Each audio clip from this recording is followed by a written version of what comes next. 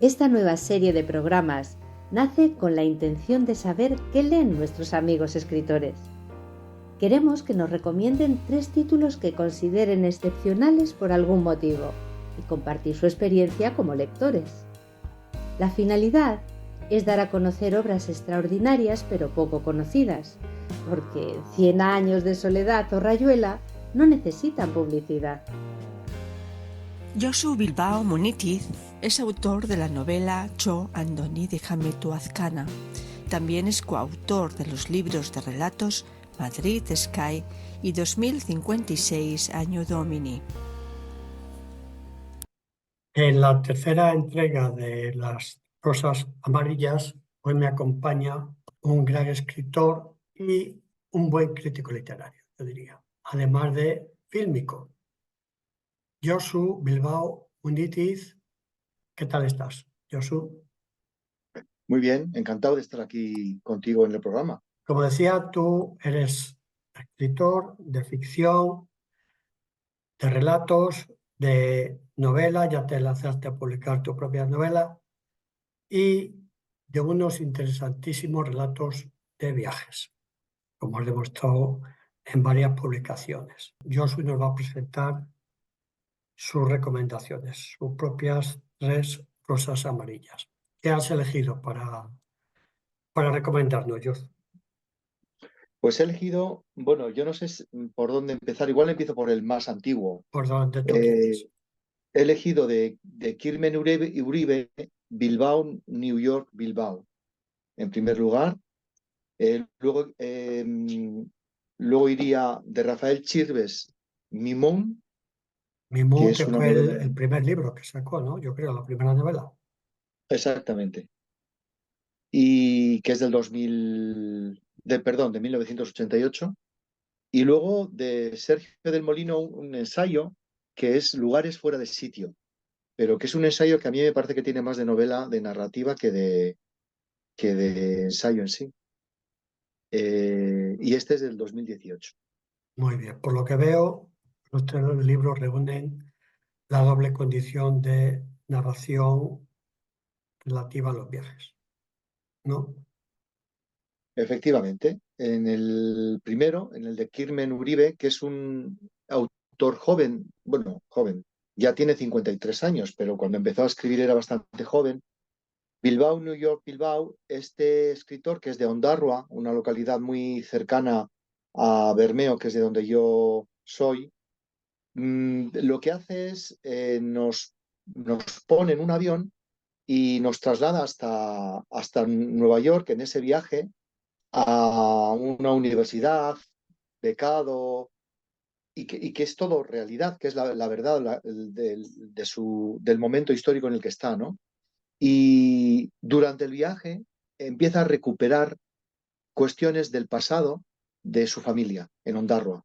Y esa recuperación me resultó desde el principio muy atractiva. Es un libro que no pude dejar de leer hasta agotarlo, porque eh, encuentro muchísimas similitudes con cuestiones que siempre han transcurrido en Bermeo, con historias pequeñas de la familia relacionadas con la vida marinera. Mi padre fue marinero, el padre de Kermin Uribe también, y las historias que nos podían contar eh, de una vida humilde, llena de esfuerzos, pero que a la vez siempre había mm, cosas interesantes o cuestiones que luego se han podido convertir en literatura. En el caso de él, es un maestro con esto.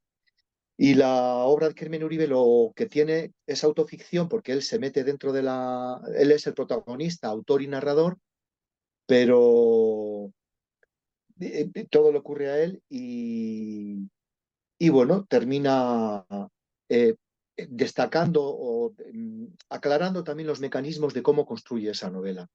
Es la parte de metaliteratura que tiene dentro. Nos enseña a cómo elaborar la novela. En su caso, cómo la elaboró esta, ¿no?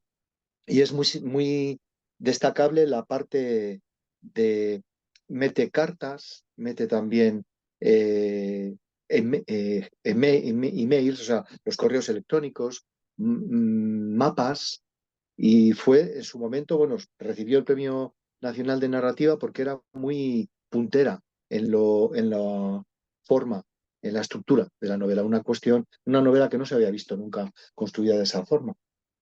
Sí, una especie de collage, ¿no? De diferentes épocas, situaciones. Yo he empezado a ojearla y me ha parecido interesante el inicio, que empieza hablando de su abuelo. Su abuelo luego se relaciona con un pintor de principios de siglo también, Aurelio Arteta, creo, y todo eso lo va enlazando para ir construyendo su historia. Me ha parecido muy curioso. La verdad que solo he leído como unas 20 páginas o así, ¿eh? No me ha dado tiempo a más. Pero sí que me ha chocado un poco esa estructura tan fragmentada, ¿no? Para nada lineal, ¿eh? Un gran Exacto. hallazgo, yo creo, sí, sí. Es algo Luego, extraño, sí. sí, sí.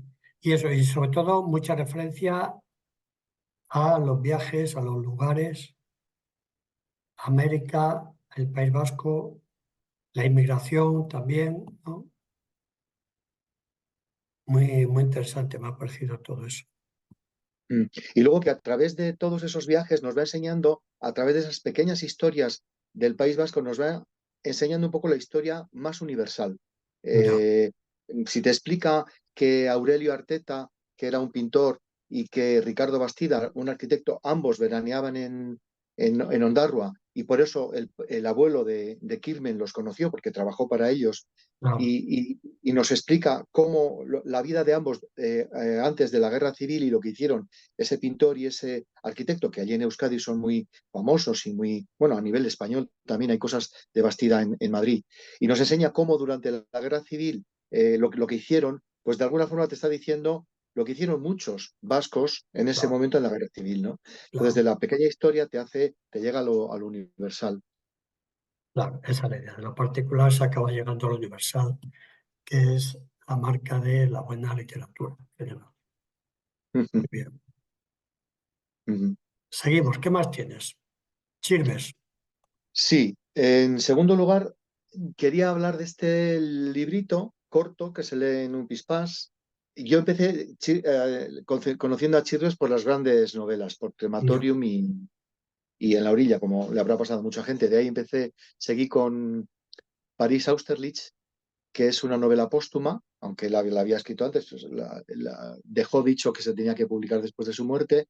Ahora estoy con su biografía, pero no es una biografía, son memorias. Son 3 tomos y estoy con ellas.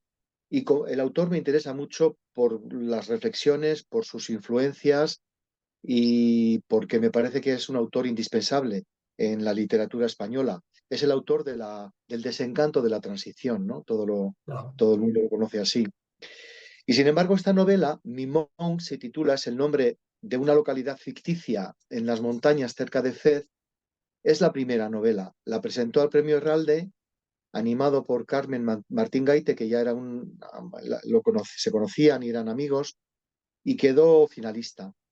Y es una novela que con respecto, bueno, pues a las grandes, Crematorium y En la orilla, pues no tiene mucho que ver, porque en esas dos hay muchos más personajes, pero aquí la novela, el peso de la novela está sobre el personaje principal que diría que es un alter ego o de él, de Rafael Chirves. Y en esa época, en el año 88, el protagonista Manuel va a Marruecos para tratar de conseguir una plaza en una universidad, en la Universidad de Fez de español.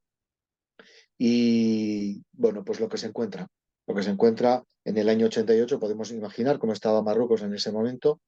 Y él va de aquí frustrado, muy deprimido, y allí lo que se encuentra no es mucho mejor. Pero como se tiene que agarrar a algo, se agarra a los 2, 3 o 4 personas que tiene cerca, a algunos españoles, a algún francés y luego los marroquíes, con quienes conecta más o menos bien, pero la novela es una decadencia brutal del protagonista, de empezar más o menos, bueno, quiero escribir, también es un escritor, igual que en Kirmen Uribe, Manuel quiere escribir una novela y por eso se traslada en principio a Fez, pero empieza a beber, que ya había dejado en Madrid, y empieza a caer en una espiral de, de, de, de vida sórdida y de dejadez. El trabajo que tiene no importa mucho la novela, no tiene mucho peso, apenas nos habla de él, porque al protagonista no le importa, pero lo que le importa es la vida que tiene con gente rarísima que está tan decadente como él, que tienen vidas sórdidas, muy, muy dejados, muy abandonados, donde no hay ilusión o un objetivo esencial. Y luego el entorno, en ese Marruecos subdesarrollado, muy rural, porque donde vive el Mimún, esa localidad ficticia, es un pequeño pueblo, al fin y al cabo, lleno de borrachos y de gente degenerada que no tiene más que intereses espurios en buscar su dinero. Pero es que los europeos que viven los 2 o 3 europeos que viven en esa localidad tampoco son mucho mejores. Ya. Me gustó sobre todo cómo te mete desde el principio en esa atmósfera tan desgarradora. Y por eso me atrajo la novela esta. Muy bien. Claro, hay una cierta tradición de relatos de escritores europeos, americanos, que se trasladan a Marruecos, ¿no? Pensando en el Paul Bowles del Cielo Protector o libros así. Yo no sé, claro, por una parte Marruecos lo tenemos muy cerca, son a 14 kilómetros de la costa española, pero es un cambio tan radical que parece que estás casi en otro planeta, ¿no? Yo creo. Lo que creo que atrae un poco de toda esta literatura que transcurre en el norte de África, en Túnez también, que es un sitio que está muy cerca y al mismo tiempo muy lejos. Así es, Y luego, claro, Chirvés pues es un escritor muy extraordinario. Así que merece la pena echar un ojo a este libro. así es, sí. Es un autor realista con un estilo muy contundente y lo que Sí, dices de Marruecos es otro autor más, al fin y al cabo, en aquel norte de Marruecos tan atractivo para muchos autores y que encuentran un país que les transforma, que les trastoca, ¿no? Es un país fascinante. claro. Muy bien, pues nos queda el último. De este sí que te puedo decir que no tenía ni idea, de este escritor.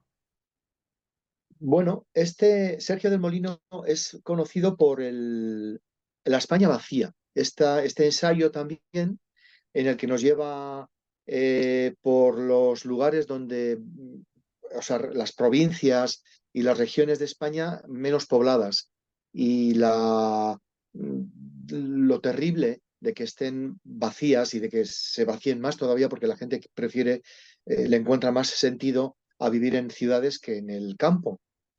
Y eso tuvo mucho éxito porque ahí se veía claramente esa España vacía. Bueno, pues en la corriente digamos que se metió en esa corriente de intentar recuperar o de dar valor a los lugares que se encontraban alejados. eh, y bueno, no sé si más o menos se consiguió que más o menos gente se trasladara, porque siempre hemos oído las historias de que se han ido a vivir a un pueblo porque han montado allí un negocio, se Sí, vive mejor. Bueno, pues no sé cuánta mucha más gente habrá ido a los pueblos, ¿no? Ojalá no se vacíe tanto España porque son sitios chulos que merece la pena vivir, pero también hay que dejar a la gente vivir donde quiere y es un poco contradictorio, ¿no? La ciudad tiene mucho atractivo y hay mucho trabajo. En todo caso, este libro, el Lugares fuera de sitio, lo que he leído, lo que indican las críticas es que es un poco como una consecuencia del primero, un seguimiento del primero. El caso es que a mí me parece que puede ser distinto en el sentido de que en Lugares fuera de sitio, que es del 2018 y que recibió premio Espasa, eh, en lo que se centra es en aquellos rincones que son menos conocidos, que rincones, quiere decir fuera de sitio, son estos lugares insólitos como el Condado de Treviño, el Rincón de Ademuz, Ceuta o Melilla o Andorra Sí, o Río. creo que Sí, se centra mucho en zonas de tipo fronterizo, ¿no? Ya exacto. sea frontera física o sentimental, digamos, ¿no? Sí, o lugares como Olivenza, que está cerca de la frontera Claro, con Olivenza es Portugal, la típica efectivamente. ciudad de frontera, sí. Es exacto. Río Nor de Castilla, pero también el Valle de Trucíos o el Condado de Treviño, que Claro, son, por ejemplo, el Condado de Treviño es un pedazo de tierra dentro de Álava que sí, pertenece a Burgos. a Burgos, sí. Y el Villaverde de Trucíos es un valle en Vizcaya, en las Encartaciones, no muy lejos de Bilbao, que pertenece a Santander, ¿no? A Cantabria. Sí, Entonces, él intenta explicar por qué todos esos ricos. Y Libia ya sería lo que se lo llevado al esperpento, ¿no? Un rincón español que está en Francia, fuera de la frontera, no sé si sí, está a 15, 20, 30 kilómetros. Bueno, pues él y Ceuta, Melilla, Gibraltar o Andorra, lugares como más asentados en la psicología de todo el mundo, pero que también no dejan de ser rincones, lugares que extienden las fronteras españolas y que no se sabe muy bien por qué. Él explica históricamente el origen de todos estos sitios y lo hace con una minuciosa documentación. Eh, Él escribía para el Heraldo de Aragón antes de empezar con estos libros, ¿no? Y en el Heraldo lo que hacía era pues llegar al lugar, tomar notas, documentarse y al final escribir. A mí ese proceso es el que me gusta de él. Y yo, para mí ese es el proceso de hacer los artículos de viaje que hago. Creo que hay que llegar, tomar las notas, documentarse y, bueno, terminar escribiendo el artículo o en su caso el libro. El libro no tiene desperdicio, o sea, son, ya digo, todos estos lugares y que te das cuenta de que a veces no deberían de existir, que han creado muchos enfrentamientos, que hay muchos problemas, que hay gente que vive muy bien en esos lugares. Generalmente todo el mundo que vive las poblaciones de estos sitios que digo viven bastante bien, pero porque normalmente como es, por ejemplo, en Euskadi es Villaverde de Trucios, es ese rincón cántabro en Vizcaya, bueno, pues la población se acoge a lo mejor de ambos rincones, entonces claro. siempre, claro, tiene ventajas, ¿no? O el rincón de Ademuz, pues el rincón de Ademuz está en Teruel, y Teruel está un poco, se dice abandonado, pero la provincia de Valencia es más, pues quizás próspera. Entonces, pues van al colegio en Valencia o sea, las poblaciones se acogen, tienen esa doble posibilidad. Y, y bueno, pues Petilla de Aragón, estoy viendo aquí, muy interesante, me parece un tipo muy coherente y que le voy a seguir. A raíz de este libro le voy a seguir más. Ujú. Muy bien, sí. Yo creo que en la zona de frontera se crea, digamos, un ecosistema muy particular, ¿eh? Hay mucha integración entre las poblaciones, sobre todo ahora, claro que prácticamente no hay frontera, por ejemplo, con España, Portugal o España, Francia, en realidad ya no hay fronteras. Es una cosa administrativa más que nada. Pero incluso cuando había, por ejemplo, con Portugal, que yo conozco un poco la zona fronteriza de Salamanca, ha habido siempre mucha integración entre las poblaciones de los dos países. Y Mm. eso, cada uno va al otro país a lo que le viene mejor, al médico o a comprar o a echar gasolina. Eso siempre ha Eso sido es. así. Sí, sí. Eso es. Por ejemplo, en Río Nor de Castilla, que está en Zamora, la frontera pasa por la mitad del pueblo. Mm, La parte española, curiosamente, nos dice, yo no lo conozco, pero iré alguna vez, está como abandonada, viven 50 personas, y en la parte portuguesa viven como 300 o 500, tampoco muchos, pero está todo muy cuidado, las casas están decoradas, porque la gente vive no sé, tienen ahí más posibilidades, pero la parte española está como abandonada. ya, pues sí. Mm. Muy bien, pues un repaso muy interesante de libros relacionados con los viajes, que sé que te interesan mucho. Bueno, pues ahora, por mi parte, voy a hacer yo mi propia recomendación en forma también de un libro que ha implicado también mucho recorrido geográfico. Voy a recomendar un libro de la Premio Nobel 2015, Svetlana Alexievich. No sé si te suena. Ujú. Esta escritora, sobre todo, tiene libros del tipo reportaje, porque ella era periodista, y lo es. Nacida en Ucrania, de padres bielorrusos, y cuando le dieron el Nobel, pues yo, por ejemplo, no había oído nunca hablar de ella. Pero después tuvo cierto renombre porque hicieron una serie basada en un libro suyo, que es la serie de Chernobyl. No sé si la has visto, una serie bastante buena, 5 o 6 capítulos, una miniserie, en la que se relata todo el problema que hubo con el accidente nuclear de Chernobyl. Ese libro que escribió Svetlana se titulaba Voces de Chernobyl y es el que ha servido como base para la serie. Muy interesante ese libro. Pero bueno, es un tema más conocido, sobre todo por la serie. En cambio, el que quiero recomendar yo es otro que escribió también como en el año 85, una cosa así, porque ya hace muchos años que Svetlana Alexievich escribe. Y el título es La guerra no tiene rostro de mujer. El estilo de esta escritora es muy parecido.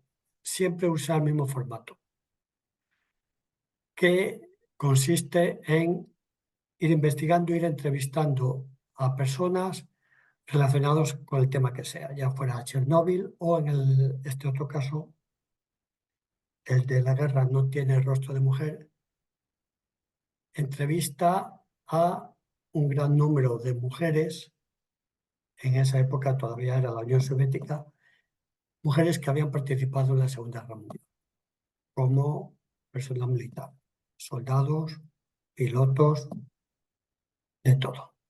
Y se recorre media Unión Soviética entrevistando a mujeres que van relatando, pues, lógicamente, todo el horror de la guerra, pero desde el punto de vista de la mujer. De la mujer, además, que interviene.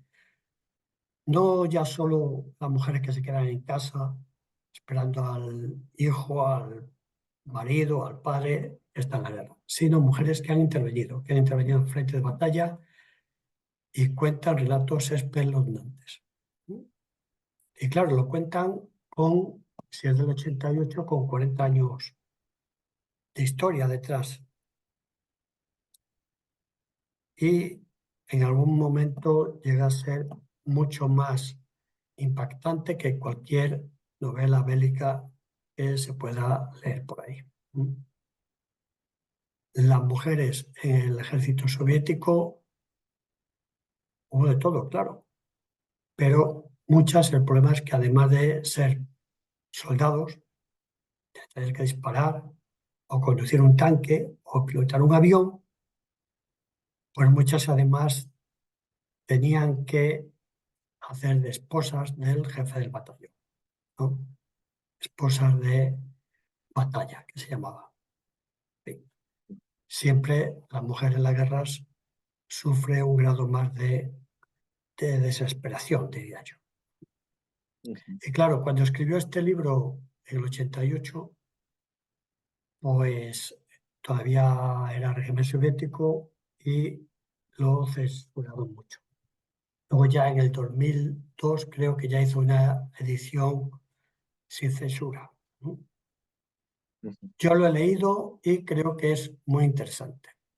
Svetlana Alexievich, La guerra no tiene rostro de mujer.